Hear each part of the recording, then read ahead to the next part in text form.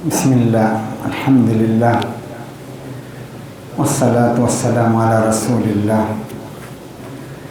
وعلی آلہ وصحبہ ومن والہ۔ محترم بزرگوں، دوستوں، احانت رسول پر بہت روشنی ڈالی گئی اور اس پر گفتگو کی گئی، اور اس کے اسباب وغیرہ پر بھی روشنی بہت ڈالی گئی ہے۔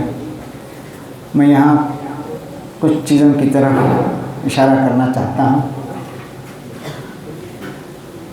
دیکھیے، سب کے معنی کیا ہیں، گالی کے معنی کیا ہیں، سب جس کو کہتے ہیں، شتم کہتے ہیں، یہ کیا ہے؟ دیکھیے، سب اور شتم جو ہیں یہ دل کی عداوت یا ناپسندیدگی کا اظہار ہے۔ خوشی کا اظہار آدمی اچھے لفظوں میں کرتا ہے، خوشی کے الفاظ میں کرتا ہے، اور خوشی کے اظہار کے الگ الگ چیزیں ہیں، الگ الگ طریقے ہیں، الگ الگ لوگوں کے، الگ الگ مذاہب کے الگ الگ طور طریق ہیں۔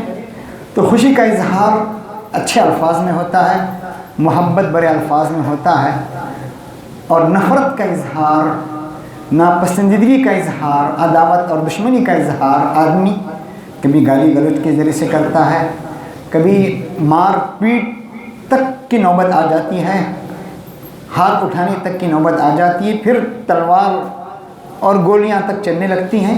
ایک نفرت کا اظہار ہے۔ اب اسلام کے سلسلے میں جو نفرت کا اظہار ہو رہا ہے، اللہ کے نبی صلی اللہ علیہ وسلم کے سلسلے میں نازیبا الفاظ کہہ کر، یا مسلمانوں پر ظلم کے ذریعے سے، یا اور کسی چیز کے ذریعے بھی اظہار ہے کہ ان کے دلوں میں نفرت بھری ہوئی ہے، عداوت بھری ہوئی ہے، جس کی وجہ ہم خود بھی ہیں اور دوسرے بھی ہیں۔ ہم نے اپنے دین کا صحیح تعارف نہیں کیا، اپنے مذہب کا صحیح تعارف پیش نہیں کیا، اپنے نبی صلی اللہ علیہ وسلم کا ہم نے تعارف پیش نہیں کیا، کیا شخصیت تھی وہ، کیا ان کے اخلاق، کیا ان کے عادات، کیا ان کے اطوار تھے۔ ناواقفیت کی وجہ سے بھی بعض دفعہ یہ ہو جاتا ہے، بعض دفعہ حقیقی عداوت اور حسد کی وجہ سے، جس کا کوئی علاج نہیں ہے، لاکھ انہیں سمجھائے جائیں، اس کا کوئی علاج نہیں ہے، لیکن عموماً اکثریت جو ہوتی ہے اس کا اظہار جو کرتی ہے، جہالت کی وجہ سے، معلوم نہ ہونے کی وجہ سے، معلومات نہ ہونے کی وجہ سے، اس مذہب کو نہ جاننے کی وجہ سے، اس مذہب کی شخصیات کے بارے میں علم نہ ہونے کی وجہ سے ہوتا ہے۔ دوسرے، خود ہماری اپنی عادات اور اطوار ایسے ہوتے ہیں جسے سامنے والا سمجھتا ہے کہ یہ ہمارا مذہب ہے، یہی ہمارا طور طریق ہے۔ لوگ کتابوں کو نہیں پڑھتے، چلتے پھرتے لوگوں کو دیکھتے ہیں۔ اللہ کے نبی صلی اللہ علیہ وسلم نے حضرت عائشہ نے اللہ کے نبی صلی اللہ علیہ وسلم کا تعارف کیا کیا تھا؟ کان خلقہ القرآن، اب چلتا پھرتا قرآن تھے، قرآن کی جو تعلیمات تھی اس کا عملی نمونہ آپ تھے، قرآن کے جو نقوش ہیں وہ نقوش آپ کے نفوس پر اس طرح اس کا اظہار ہو رہا تھا۔ کان خلقہ القرآن۔ تو لوگ ہمارے عادات اور اطوار کو دیکھ کر سمجھتے ہیں یہی اسلام ہے، یہی ان کی کتاب ہوگی۔ کتابوں میں سب کچھ ہوتا ہے، لیکن ہمارے عادات اور اطوار بھی سبب ہیں۔ دیکھیے، بعض دفعہ ہوتا ہے کہ مسلمان جذبات میں آ جاتے ہیں، جذبات کی شدت میں سمجھ نہیں پاتے سامنے والا کیا چاہ رہا ہے۔ بعض دفعہ سیاسی کھیل ہوتا ہے، سیاسی طور پر مسلمانوں کو کمزور کرنا ہوتا ہے، اور سیاسی طور پر فائدہ اٹھایا جاتا ہے۔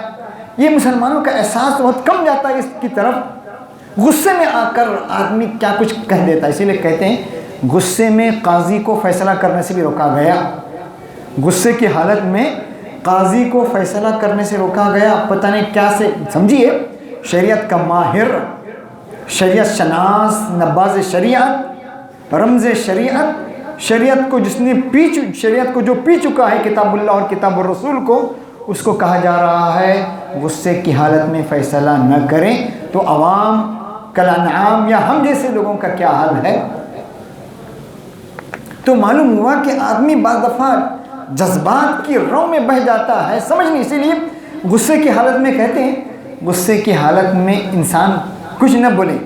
کیوں؟ غصے کی حالت میں اس کی حقیقت کھل جاتی ہے، جذبات اور غصے کی حالت میں اس کا اپنا اندرون آٹومیٹکلی باہر آ جاتا ہے. آپ سامنے والے کو کسی کو ٹٹولنا چاہیں کسی شخصیت کو تو آپ اس کو غصہ دے لیجیے. سامنے سے لاکھ ہنستا ہوا اچھے اخلاق سے پیش آئے گا, اسے غصہ دلائیے, اندر کی وہ شخصیت کیا ہے باہر آ جائے گی. تو سامنے والے چاہتے ہیں کہ مسلمانوں کے جذبات سے کھیلا جائے اور ان کی حقیقت کو سامنے لایا جائے, اور اسلام کا تعارف یہ ہے, یہ سامنے رکھا جائے, یہ مسلمان ہے, یہ اسلام ہے, یہ ان کے عادات ہیں. تو دیکھنا چاہیے کہ ایسی حالت میں کیا سوچ سمجھ سے کام لینا چاہیے. مالک بن نبی نے بہت بہترین مثال دی ہے. مالک بن نبی مفکر ہیں الجزائر کے, بہت بڑے مفکر ہیں. انہوں نے بہت تشبیہ دی, بہت اچھی مثال دی. عام طور پر الجزائر میں تونس میں وہاں پر بیلوں کو لڑایا جاتا ہے یا بیلوں کو غصہ دلایا جاتا ہے, اشتعال دلاتے ہیں لوگ, اور ان کے سامنے لال کپڑا, سرخ کپڑا ان کے سامنے لاتے ہیں. سرخ کپڑے, لال کپڑے کو دیکھ کر وہ آگ بگولا ہو جاتا ہے, جذبات میں آ جاتا ہے اور مرنے پر اتر آتا ہے. اور اس طرح لال کپڑا دکھا کر اس کو تھکایا جاتا ہے. پھر جانور تھک ہار کر گر پڑتا ہے, آپے سے باہر تھک کر خود بخود گر جاتا ہے. تو انہوں نے تشبیہ دی ہے, آج کل مسلمانوں کے ساتھ اغیار یہی معاملہ کر رہے ہیں. کبھی نئے نئے ایشوز کھڑے کر کے, نئی نئی چیزیں لا کر کے, یا اللہ کے نبی صلی اللہ علیہ وسلم کے ساتھ مذاق اور استہزاء والا معاملہ کر کے لوگوں کے جذبات سے کھیلا جا رہا ہے اور انہیں اور کمزور کیا جا رہا ہے. مسلمان ان لمحات سے بجائے فائدہ اٹھانے کے نقصان میں رہ جاتے ہیں. اب راجستھان میں کیا ہوا اب دیکھیں, اور مسلمانوں کو تنگ کر دیا جاتا ہے اور انہیں بھیج دیا جاتا ہے, اور پھر اس اسلام کو, مسلمانوں کو کمزور کیا جاتا ہے. اور جو بیچارے خالی ذہن لوگ ہیں جو اسلام کو پسند کرتے ہیں, انہیں بھی کہا جاتا ہے یہ اسلام ہے, دیکھیے یہ آپ کے مسلمان ہیں, یہ ان کے اخلاق ہیں, یہ ان کا پرتو ہے. تو اسلام کی طرف آنے والا بھی پیچھے ہٹ جاتا ہے. اس لیے ابھی جنگ میں ایک یہ چھپا تھا, اعداد و شمار چھپا تھا, حالیہ دنوں میں لوگوں کی اسلام کی طرف میلان کم ہو رہا ہے. ایک بڑا تجزیہ چھپا تھا جنگ میں, جنگ نیوز میں پاکستان سے جو نکلتا ہے, اور انہوں نے لمبی طور پر لکھی تھی اس کی وجوہات کیا تھے. تو لوگوں کے اسلام کی طرف آنے کے لیے دروازہ بجائے بننے کے ہم دیوار بن جاتے ہیں. لوگ کہتے ہیں یہ مسلمان ہیں, یہ جذباتی ہیں, یہ حال ہے. تو بجائے اس سے فائدہ اٹھانے کی نقصان زیادہ ہوتا ہے, اور وہ اپنی سیاسی طاقت میں اور سیاسی جو فائدہ اٹھانا چاہتے ہیں وہ اس میں کامیاب ہو جاتے ہیں, آگے نکل جاتے ہیں. میرے عزیز اور دوستو, دیکھیے دو ادوار ہیں, دعوتی دو دور ہیں, ایک مکی دور ہے, ایک مدنی دور ہے. مکی دور میں جہاں اسلام کمزور تھا وہاں اللہ کے نبی کو ایذا دی گئی, تکلیف دی گئی, آپ نے صبر کیا, بہت صبر کیا آپ نے. ایک صحابی کہتے ہیں اللہ کے نبی نے کسی کو بدعا دیتے ہو میں نے نہیں دیکھا سوائے ایک بار, صرف ایک بار, جب آپ کعبے میں نماز پڑھ رہے تھے, اوجھڑی تھی اور کسی نے ابو جہل نے حکم دیا اوجھڑی لا کر آپ کے سر پر ڈال دیا جائے. اس وقت اللہ کے نبی کے دل سے بدعا نکلی تھی, ورنہ اللہ کے نبی نے کبھی کسی کو بدعا بھی نہیں دی. اپنی ایذا دینے والے, تکلیف دینے والے کو آپ نے کبھی بدعا نہیں دی. انہوں نے کہا ایک مرتبہ اللہ کے نبی نے بدعا دی ہے. ایک مکی دور ہے, ایک مدنی دور ہے. ہندوستان میں مسلمان مکی دور سے گزر رہے ہیں, اور مکی دور پر جو مکی دور ہے جہاں اقلیت مسلمان یعنی بجائے میجورٹی کے مائنورٹی میں ہیں, اس پر بڑی بڑی کتابیں لکھی گئیں فقہ الاقلیات کے نام سے. یہاں ان کا اپنا الگ فقہ ہے, جہاں مسلمان یعنی مائنورٹی میں رہتے ہیں, کم تعداد میں رہتے ہیں, ان کا الگ ان کے سلسلے میں الگ فقہ کی تدوین کی گئی. علامہ یوسف قرضاوی نے, بہت سے علماء نے اس پر تفصیل سے کتابیں لکھی. وہاں کے عادات اور وہاں کا سچویشن, وہاں کے حالات کو مد نظر رکھتے ہوئے کیا چیزیں ہونی چاہیے, کیا ہونی چاہیے, مسلمانوں کو کس طرح چلنا چاہیے, تفصیل کے ساتھ اس پر گفتگو کی ہے. تو سمجھیے مسلمان ہندوستان میں مکی دور سے گزر رہا ہے, مکی دور سے گزر رہا ہے. انہیں صبر تحمل سے کام لینا ہے, بجائے جذبات میں آنے کے قانونی لڑائی لڑنی ہے.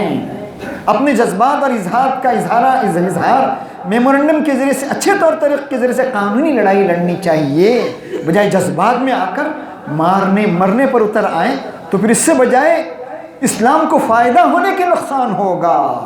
بہت اچھی بات کہی صالح بن عثیمین نے، بہت اچھی بات کہی۔ صالح بن عثیمین کہتے ہیں اگر مکی دور میں مسلمان جذبات میں آتے اور اس کا جواب یعنی ان کی بدتمیزی کا جواب بدتمیزی سے دیتے تو اسلام مکے میں کب کا ختم ہو چکا ہوتا۔ لَقُضِيَ عَلَى الْإِسْلَامِ فِي مَکَّہ، انہوں نے لکھا لَقُضِيَ عَلَى الْإِسْلَامِ فِي مَکَّہ، مکے کے اندر اسلام ختم ہو جاتا، اسلام کو ابھرنے کا موقع ہی نہیں ملتا۔ کس طرح صبر اور تحمل سے کام لیا ہے اللہ کے نبی نے اس دور میں۔ تو سمجھیے مسلمان یہاں کن حالات میں گزر رہے ہیں۔ قرآن صاحب کہتا ہے وَاصْبِرْ عَلَى مَا يَقُولُونَ وَاهْجُرْهُمْ هَجْرًا جَمِيلًا۔ کتنی بہترین بات کہی، جو کچھ وہ کریں اس پر صبر اور تحمل سے کام لیجئے، وَاهْجُرْهُمْ هَجْرًا جَمِيلًا، کتنی بہترین بات، اچھے طور پر ان کو چھوڑ دیجئے۔ حجر جمیل کہتے ہیں، حجر جمیل، حجر لا اذیت فی، مفسرین نے لکھا ہے لا اذیت فی، حجر جمیل کہا گیا، یعنی ایسی حجر اس طرح چھوڑ دینا کہ ہم سامنے والے کو تکلیف نہ دیں۔ وَحْجُرْهُمْ حَجْرًا جَمِيلًا، کہیں قرآن نے کہا وَحْجُرْهُمْ حَجْرًا جَمِيلًا، کہیں کہا وَاصْفَحِ الصَّفْحَ الْجَمِيلَ کہا گیا، صفحا جمیل کہا گیا، کہیں معاف کرنا، درگزر کرنا اچھے طور پر، کہیں کہا گیا صبرا جمیل کہا گیا، کہیں کہا گیا یعنی اس طرح کے الفاظ، جمیل صبرا جمیل کہا گیا، صفحا جمیل کہا گیا، حجرا جمیل کہا گیا، کتنے جس میں کوئی تکلیف نہ ہو سامنے والے کو، اس طور پر چھوڑ دینا۔ عبداللہ بن مسعود جیسے خبیر، اللہ کے نبی صلی اللہ علیہ وسلم کی نبض نبض سے واقف، شریعت کے رمز شناس، نباز شریعت نے کہا اس طرح کا معاملہ آئے تو ان سے اچھے طور پر پیش آئیے، زائلوہم، اپنے دین کو خود تکلیف نہ دیجیے، دین کو تکلیف میں مت ڈالیے، اچھے طور طریقے سے پیش آئیے، کہا زائلوہم، کہا زائلوہم واحسنوا الیہم۔ تو دیکھیے قرآن صاف کہہ رہا ہے وَلَقَدْ نَعْلَمْ أَنَّكَ يَزِيقُ صَدْرُكَ بِمَا يَقُولُونَ، ہم جانتے ہیں کہ آپ کا سینہ، وہ جو کچھ کہتے ہیں آپ کے بارے میں، اس سے آپ کا سینہ تنگ ہوتا ہے۔ فَسَبِّحْ بِحَمْدِ رَبِّكَ، اللہ کی حمد اور تعریف بیان کیجئے، وَكُن مِّنَ السَّاجِدِينَ۔ میرے عزیزو، تو مسلمان مکی دور سے گزر رہا ہے، اس مکی دور کا تقاضا یہ کہ آدمی صبر سے کام لیں۔ دیکھیں کتنے اللہ کے نبی کو تکلیف دینے والے لوگ ہیں، ابو سفیان بن حارث، اللہ کے نبی کو تکلیف دینے والے، ستانے والے، اللہ کے نبی نعوذ باللہ آپ کو گالی دینے والے، بعد میں اسلام قبول کر لیتے ہیں اور آپ کے سب سے بڑے دافع بن جاتے ہیں۔ اور کس طرح آپ نے جنگ احد میں آپ کی مدد کی، جنگ بدر وغیرہ میں کس طرح لڑتے رہے، آخری سر میں پٹی باندھ کر معلوم نہیں تھا کون لڑ رہا ہے، یہی وہ شخص تھا جو اسلام قبول کرنے سے پہلے اللہ کے نبی صلی اللہ علیہ وسلم کو گالی دے رہا تھا، ابو سفیان بن حارث۔ تو اللہ کے نبی کے عادات، اطوار اور اخلاق کو دیکھ کر وہ متاثر ہوا۔ عبداللہ ابن سعد جو کاتبین وحی میں سے ہیں، کاتبین وحی میں سے عبداللہ بن سعد، اسلام قبول کرنے کے بعد پھر مرتد ہو جاتے ہیں، اور ان کا ارادہ یہ تھا کہ میں مرتد ہو جاؤں گا کہ وحی میں، نعوذ باللہ کتنی بڑی گالی ہے، قرآن میں اضافہ کر دوں گا۔ اللہ کے نبی کے ساتھ اس سے بڑھ کر بدتمیزی کیا ہے؟ کاتبین وحی میں سے مرتد ہو جاتے ہیں اسلام سے، اور ارادہ کرتے ہیں کہ میں قرآن کے اندر تبدیلی کروں گا، اپنی طرف سے کچھ اضافہ کروں گا، پھر اسلام یہی قبول کرتے ہیں، یہی عبداللہ بن سعد یہی اسلام قبول کرتے ہیں۔ زید بن سعنہ یہودی، آپ جانتے ہیں ہم یہودیوں کے بارے میں ہم لوگ کیا سمجھتے ہیں، یہودی ان کے احبار اور ان کے علماء میں سے ہیں، اور کس طرح تکلیف دیا یہودیوں نے اللہ کے نبی کو، زہر تک دینے کی کوشش کی، زہر دلایا بھی، اور اس کے اثرات موت کے وہ ظاہر بھی ہوئے، کتنی تکلیف دی۔ وہیں زید بن سعنہ وہ کہتے ہیں इन्नहु लम यकुन मिन अलामातिन नबुव्वा शैउन इल्ला वक़द अरफ़्तु फ़ी वजहि रसूलिल्लाह। वही की हर निशानी को मैंने अल्लाह के नबी सल्लल्लाहु अलैहि वसल्लम के चेहरे पर देखा, हर निशानी को मैंने देखा। क्यों? उनके किबार उलमा में से, यहूद के बड़े बड़े उलमा में से, नामवर उलमा में से हैं। पूरी अपनी मजहबी किताब को उन्होंने पिया है, तौरेत को पी डाला है। उनके मजहबी आदमी हैं। वो क्या कहते हैं? लम यकुन मिन अलामातिन नबुव्वा शैउन इल्ला वक़द अरफ़्तु फ़ी वजहि रसूलिल्लाह हीन नज़रतु इलैहि। जब मैंने आपको देखा, हर निशानी मैंने आपके चेहरे पर पाई, इल्ला स्नतैन, सिवाय दो चीज़ों के। लम उख़बरहुमा मिन, मुझे बताया नहीं गया था, मैंने सिर्फ सामना किया आपके सामने से। क्या कहते हैं? यस्बिक़ु हिल्मुहु जहला, यानी आपका हिल्म आपके गुस्से पर गालिब आता, आपका हिल्म आपके गुस्से पर सबकत कर जाता। वला तज़ीदु शिद्दतुल जहल इल्ला हिल्मा, और जितना भी आपको तकलीफ जाती आप हिल्म में बढ़ जाते। वला तज़ीदु शिद्दतुल जहल इल्ला हिल्मा। तो मालूम, मैंने कहा जैसा गुस्से की हालत में आदमी का अंदरून सामने आ जाता है, मैं क्या हूँ। गुस्से की हालत में हकीकत इंसान के सामने आ जाती है। किसी को कितना से कितना अच्छी शख्सियत है, उसको नापना है, उसका जायज़ा लेना है, क्या है वो, तो गुस्से में दिलाइए, गुस्से में पूरा सामने आज पूरी शख्सियत उभर कर सामने आती है। वो कह रहे मैंने ये चीज़ आपकी देखी, आपका हिल्म आपके गुस्से पर गालिब आ जाता था। सिर्फ इस वजह से कहते हैं या रसूल अल्लाह, उमर से कहते हैं सिर्फ ये वजह मेरे इस्लाम कबूल करने का सबब बनी। तो देखिए आपके अखलाक, आपके आदात, आपके अतवार, ये मदनी दौर का वाक़या है, मक्की दौर का भी नहीं। मदनी दौर में भी देखिए मुनाफिक आते थे, कहते थे अस्सलाम वालेकुम। अस्सलाम के माने आते मौत के। गौर कीजिए, सामने आए अस्सलाम वालेकुम कहे, अस्सलाम वालेकुम कहे, आप पर मौत हो।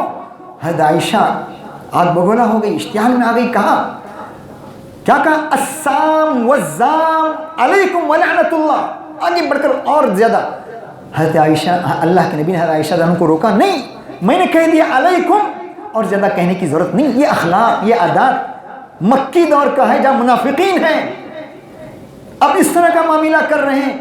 देखिए अल्लाह के नबी को इज़्ज़त देने वाले इकरमा आते हैं, कहते हैं अल्लाह के नबी मेरे वालिद आपको गालियाँ देते हैं, आप मुझे हुक्म दीजिए मैं उनकी गर्दन काट कर ले आऊँ।